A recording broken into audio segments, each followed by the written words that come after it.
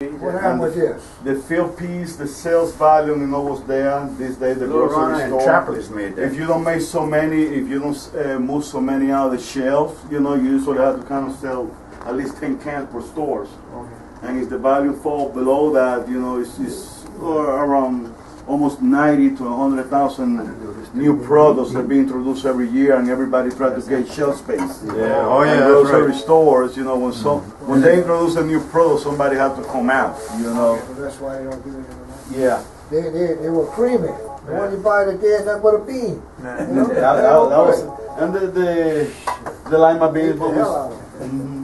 This is our new product line. We just came up with the gumbo, the etouffee, jambalaya, maize. Y'all don't put dates on these anymore, do you? Yes, code, right? Yeah, we do. Those are kind of markings, but we do a code because each batch has to be coded. Yeah, but how did the general consumer know how old it is when Usually they can go to the website, because each company got their own internal coding, Ideally, you will have to put them on December 10th, 2012, and things like that. Yeah, but in the industry, the practice to shorten out for internal code that you can combine with the software. A lot of times, the software don't allow you to, put names on it, like January 2012 and things like that. Like I usually buy my red bean from Sam's, and they got 6 or 8. Yeah, like ours, for example, ours is say G for Gonzalez because we used to have another facility. Louis, how old is that machine? From the 40s. In the 40s? From the 1940s. They're very solid. They last forever. But you have to keep changing some rollers, some bearings on it. You have to grease it on a daily basis. You have to make your own parts, or you have to get your parts? No, you can buy them. They got millions of them, hundreds of thousands on the market. Back in the days, the people that sell the cans, they supply the machine. But they don't do that no more. Oh, okay. That machine right there, if I was to buy it, that's at least $200,000. Now that over there, that's probably $500,000. That machine over there. Well, they're very, very expensive. And the way we find that out, saying early on the office, when we do the testing of the product, it's a company that comes over here, mostly Stilgan, or a certified company, and what they do, they punch holes in the can, and they put thermocouples on it, and they fill up the whole vessel, and you got a big umbilical cord comes out and hooks up into the computer. And we start the process of steaming the product. Well, they're currently recording data that takes like 3 days.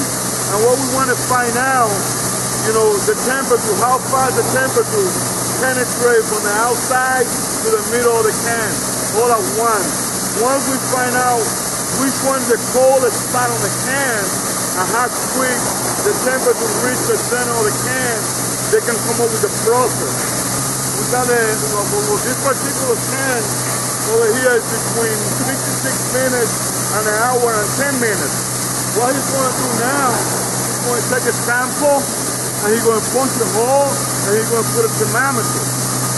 Once he reads the temperature, he knows how long he got to keep the machine in there, the product inside to sterilize. Now, if we don't have a good steam in there, every day before we start canning, we take samples. That machine got 4 heads. Take one sample of each head, and we pretty much we call it a tear down. What we do, we slice the tin. I can show you later on. We slide the can, and we look at the internal steam in there, and you have to have some spec numbers. You got a minimum and a maximum that you can stay on it. If we fall below the minimum or above the maximum, we try to fix it. If we cannot fix it, we go to a different type of can. That's why we got 3 different dedicated lines. If something goes wrong now, I can shut down and start putting it on 27 ounce, or I can put it on gallon, And what he does, if something's wrong with the steam, we try to fix it. If we cannot fix it, then we remove it, but then we go back and do the adjustment that we need to do. Now,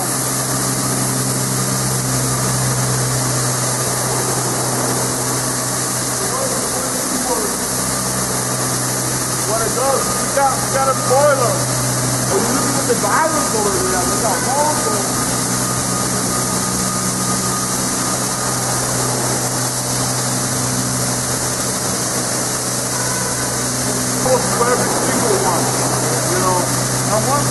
the testing, I cannot add that back.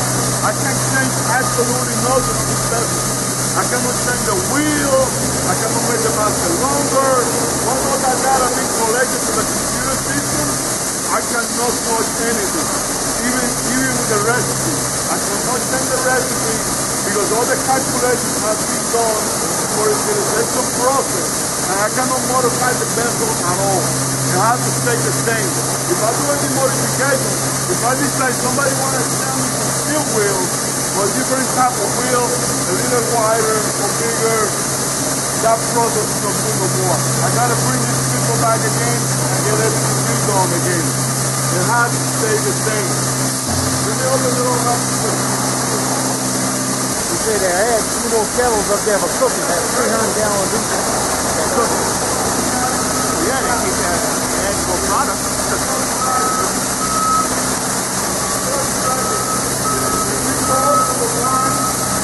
The one bag, the amount of can, not the temperature of the can, the time that he flows the vessel and turn the steam on, then we go to the venting process, which is getting the air out, all the condensation, then you start the process time. And just the calculation over there, because 21, you have to start the steam off at 720. The second cycle is done. You're going to use it again. So that was from the street man, most of the time we use the man 4 times a day.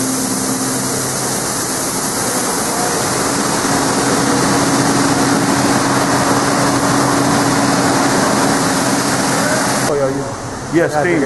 But we don't use direct steam. We got a jacket in the kettle. They got a jacket that it travels.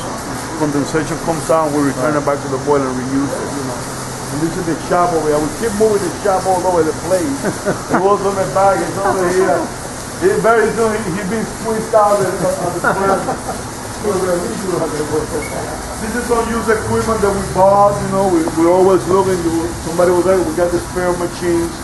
Spare parts, you know. Yeah. That filler right there new is probably, I would say, around $500,000, that machine.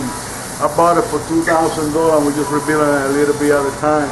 This is our next project, you know. If I was to buy, I want to do the big gallons. Right now we're filling the gallons by hand. We pipe it over the butterfly and the ladies over there filling them up. This is the one we whenever we start spitting on, right now we're doing like on the 16 ounce, we're doing like 140 cans a minute. Go to the steamer, they want to put the lid on it. Every day you got 4 heads. You see 4 cans at a time. Every day before we start, we take a sample. And what he does, he takes 4 cans and his number on the bottom, he got a hook them on it. And when he gets the can, he comes over here and he slices the can. So he's going to slice the strip.